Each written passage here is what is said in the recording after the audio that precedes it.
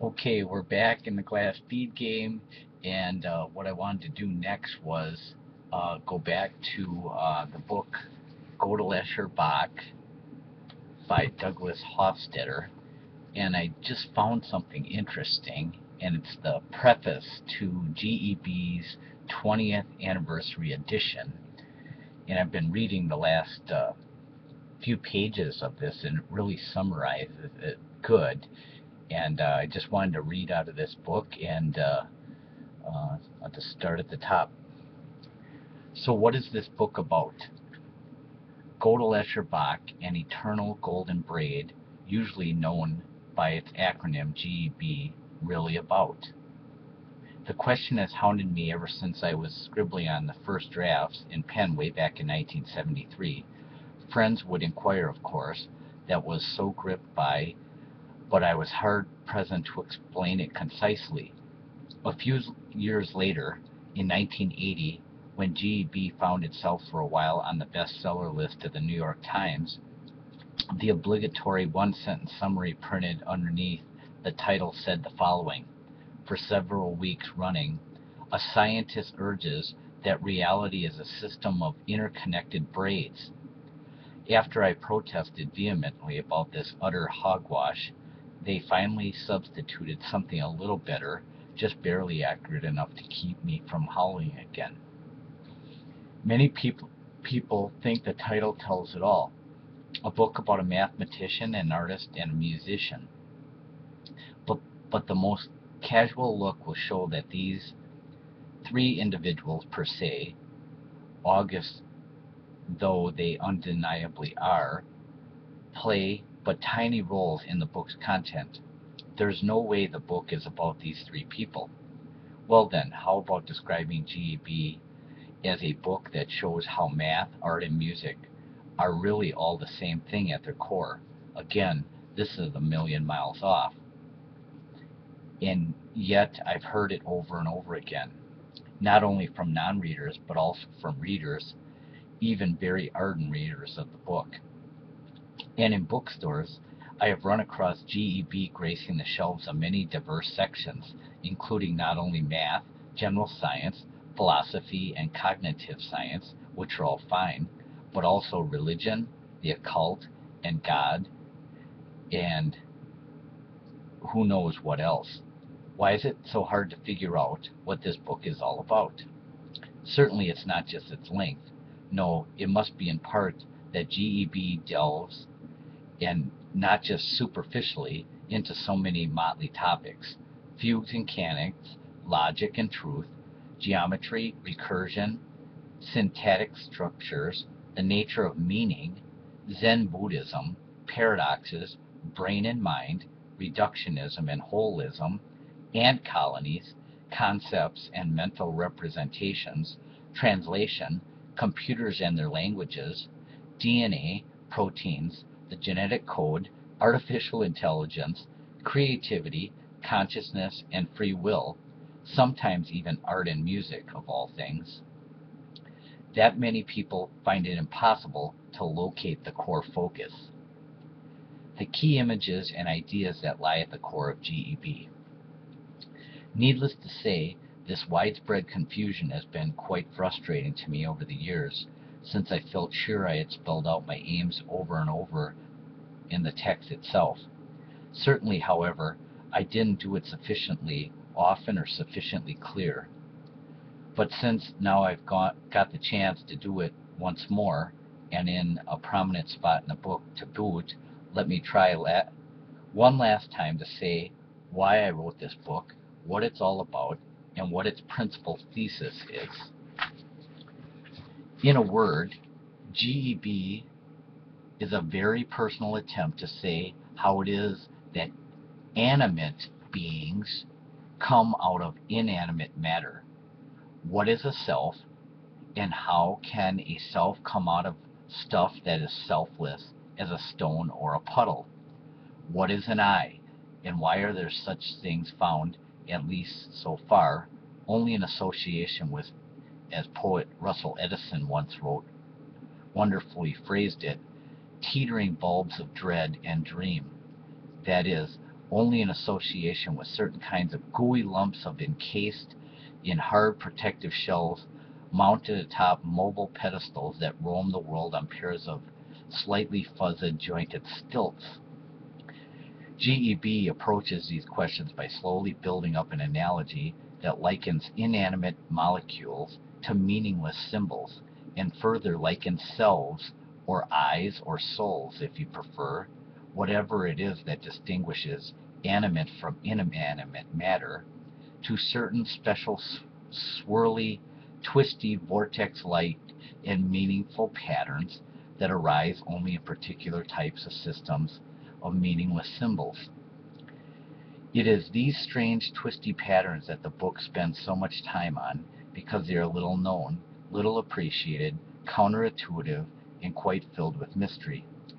And for reasons that should not be too difficult to fathom, I call such strange loopy patterns strange loops throughout the book. Although in later chapters, I also use the phrase tangled hierarchies to describe basically the same idea. This is, in many ways, why M.C. Escher, or more precisely his art, is prominent in The Golden Braid, because Escher, in his own special way, was just as fascinated as I am by strange loops, and in fact that he drew them in a variety of contexts, all wonderfully disorienting and fascinating. When I was first working on my book, however, Escher was totally out of the picture, or out of the loop, as we now say. My working title was the rather mundane phrase, Godel's Theorem and the Human Brain, and I gave no thought to inserting paradoxical pictures, let alone playful dialogues.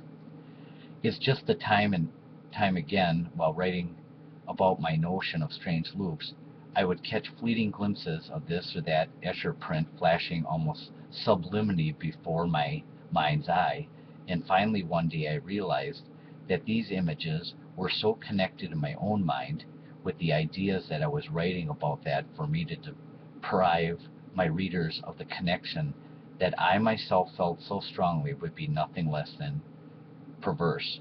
And so Escher's art was welcomed on board.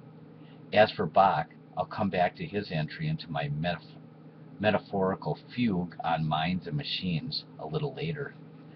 Back to strange loops right now. GEB was inspired by my long-held conviction that the strange loop notion holds the key to unraveling the mystery, what we conscious being call being or consciousness.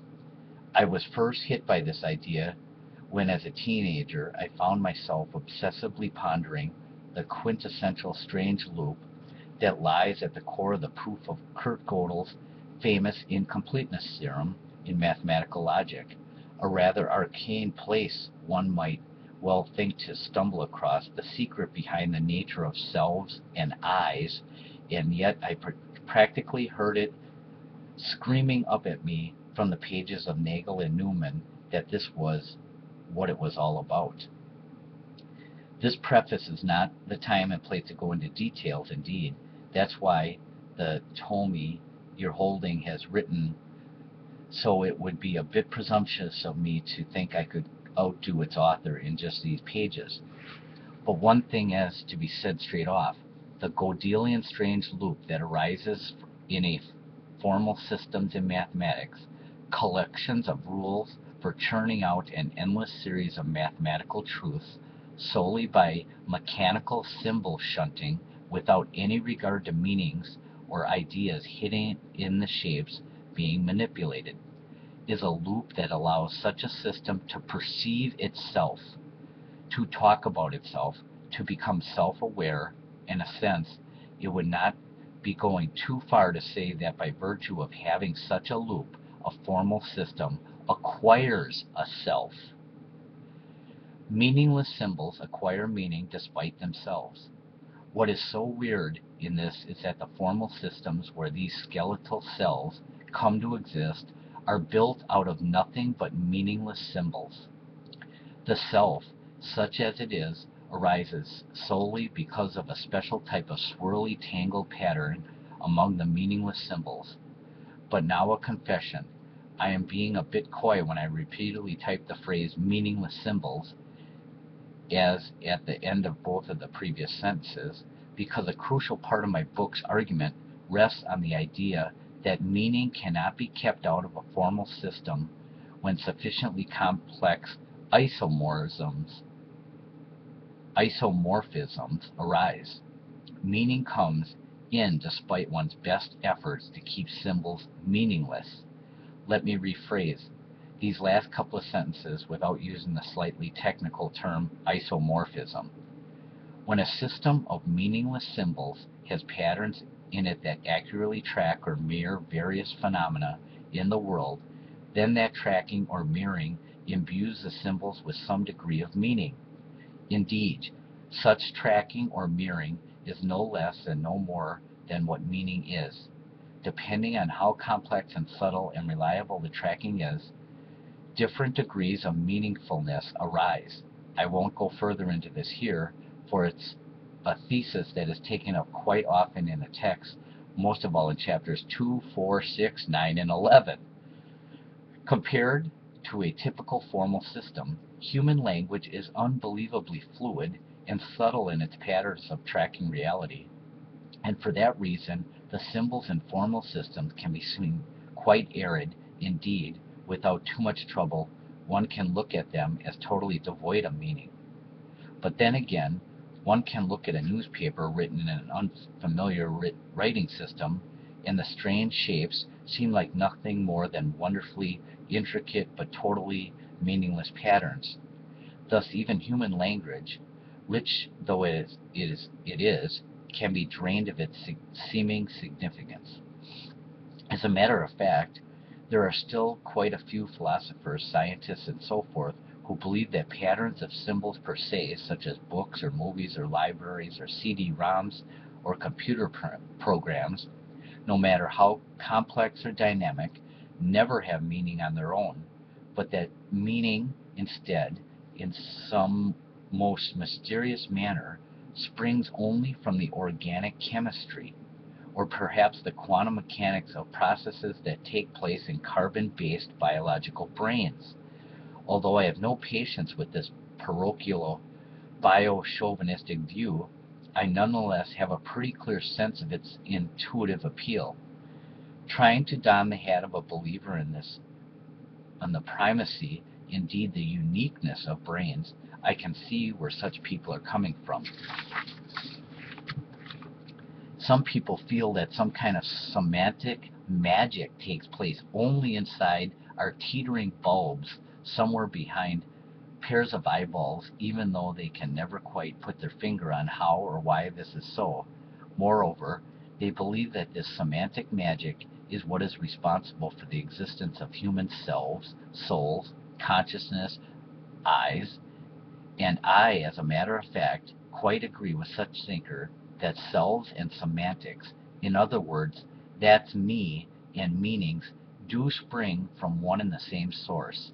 Where I take issue with these people is over their contention that such phenomena are due entirely to some special, though it is yet undiscovered, properties of the microscopic hardware of brains. As I see it, the only way of overcoming the magical view of what I and consciousness are is to keep on reminding oneself, unpleasant though it may seem, that the teetering bulb of dread and dream that nestles safely inside one's own cranium is a purely physical object made up of completely sterile and inanimate components, all of which obey exactly the same laws as those that govern all the rest of the universe, such as pieces of text or CD-ROMs or computers. Only if one keeps on bashing up against this disturbing fact can one slowly begin to develop a feel for the way out of the mystery of consciousness, that the key is not the stuff out of which brains are made, but the patterns that can come to exist inside the stuff of a brain. This is liberating shift because it allows one to move to a different level of considering what brains are, as media that support complex patterns that mirror, albeit far from perfectly, the world of which, needless to say, those brains themselves denizens, and it is in the inevitable self-mirroring that arises, however impartial or imperfect it may be, that the strange loops of consciousness start to swirl. Kurt Godel smashes through Bertrand Russell's Maginot Line. I've just claimed that the shift of focus from material components to abstract patterns allows the quasi-magical leap from inanimate to animate, from non-semantic to semantic, from meaningless to meaningful to take place. But how does this happen? After all, not all jumps from matter to pattern give rise to consciousness or soul or self, quite obviously. In a word, not all patterns are conscious. What kind of pattern is it then that is the telltale mark of a self? GEB answer is a strange loop. The irony is that the first strange loop ever found, and my model for the concept in general, was found in a system tailor-made to keep loopiness out. I speak of Bertrand Russell and Alfred North Whitehead's famous treatise, Principia Mathematica, a gigantic, forbidding work laced with dense, prickly symbolisms filling up volume after volume, whose creation in the years 1910 to 1913 was sparked primarily by its first author's desperate quest for a way to circumvent paradox of self-reference in mathematics. At the heart of Principia Mathematica lay Russell's so-called theory of types, which, much like the roughly contemporaneous Maginot Line, was designed to keep the enemy out in the most staunch and watertight manner. For the French, the enemy was Germany. For Russell, it was self-reference. Russell believed that for a mathematical system to be able to talk about itself in any way whatsoever was the kiss of death, for self-reference would, so he thought, necessarily open the door to self-contradiction, and thereby send all of mathematics crashing to the ground. In order to forestall this dire fate, he invented an elaborate and infinite hierarchy of levels, all sealed off from each other in such a manner as to definitely, so he thought, block the dreaded virus of self-reference from infecting the fragile system. It took a couple of decades, but eventually the young Austrian logician Kurt Godel realized that Russell and Whitehead's mathematical Maginot Line against self-reference could be most deftly circumvented, just as the Germans in World War II would soon end up deftly sidestepping the real Maginot Line, and that self-reference not only had lurked from day one in Principia Mathematica, but in fact plagued poor PM in a totally unremovable manner.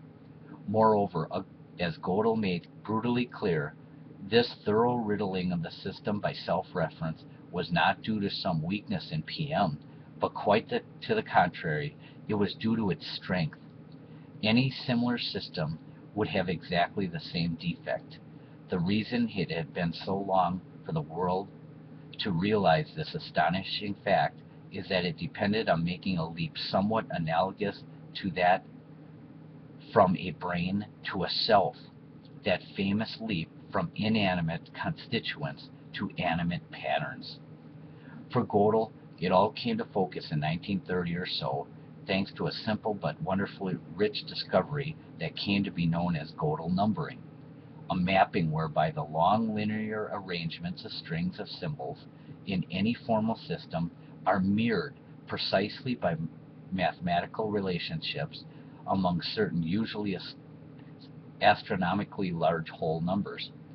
Calling this mapping between elaborate patterns of meaningless symbols, to use that dubious term again, and huge numbers, Godel showed how a statement about mathematical formal system, such as the assertion that Principia Mathematica is contradiction-free, can be translated into a mathematical statement inside number theory, the study of whole numbers.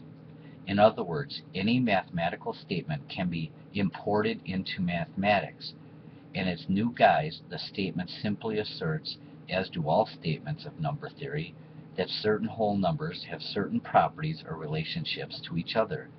But on another level, it also has a vastly different meaning that on its surface seems as far removed from a statement of number theory as would be a sentence in Dostoevsky's novel. By means of Godel's mapping, any formal system designed to spew forth truths about mere numbers would also wind up spewing forth truths inadvertently but inexorably about its own properties, and would thereby become self-aware in a manner of speaking. In all of the clandestine instances of self-referentiality plaguing PM, and brought to light by Godel, the most concentrated doses lurked in those sentences that talked about their own Godel numbers, and in particular said some very odd things about themselves, such as, "I am not provable inside PM." And let me repeat, such twisting back, such looping around, such self-enfolding, far from being an eliminable defect, was an inevitable byproduct of the system's vast power. Not too surprisingly, revolutionary mathematical and philosophical consequences tumbled out of Godel's sudden revelation that self-reference abounded in the bosom of the bastion so carefully designed by Russell to keep it out at all costs. The most famous such consequence was the so-called essential incompleteness of formalized mathematics. That notion will be carefully covered in the chapters to come, and yet, fascinating though it is, incompleteness is not in itself central to GEB's thesis. For GEB, the most crucial aspect of Godel's work is its demonstration that a statement's meaning can have deep consequences even in a supposedly meaningless universe. Thus, it is the meaning of Godel's sentence G, the one that asserts G is not provable inside PM, that guarantees that G is not provable inside PM, which is precisely what G itself claims. It is as if the sentence hidden Godelian meaning had some kind of power over the vacuous symbol shunting, meaning impoverished rules of the system, preventing them from ever putting together a demonstration of G, no matter what they do. Upside down causality and the emergence of an I. This kind of effect gives one the sense of crazily twisted or upside down causality. After all, shouldn't meanings that one chooses to read into strings of meaningless symbols be totally without consequence?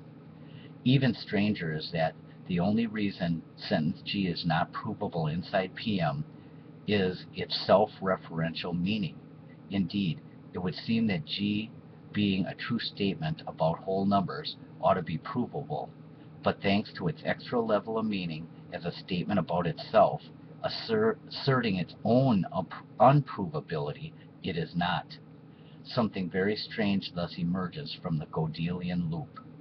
The revelation of the causal power of meaning in a rule-bound but meaning-free universe. And this is where my analogy to brains and cells comes back in, suggesting that the twisted loop of selfhood trapped inside an inanimate bulb called a brain also has causal power, or put another way, that a mere pattern called I can shove around inanimate particles in the brain no less than inanimate particles in the brain can shove around patterns. In short, an I comes about, in my view at least, via a kind of vortex whereby pattern in a brain mirror the brain's mirroring of the world, and eventually mirror themselves, whereupon the vortex of I becomes a real causal entity. For an imperfect but vivid concrete analog to the curious abstract phenomena, think of what happens when a TV camera is pointed at a TV screen so as to display the screen on itself, and that screen on itself, etc. What in GIB I call self-engulfing television and in my later writings I sometimes call a level-crossing feedback loop. When and only when such a loop arises in a brain or other substrate is a person, a unique new I brought into being. Moreover, the more self-referentially rich such a loop is, the more conscious is the self to which it gives a rise. Yes, shocking though this might sound, consciousness is not an on-off phenomenon, but admits of degrees, grades, and shades. Or to put it more bluntly, there are bigger souls and smaller souls.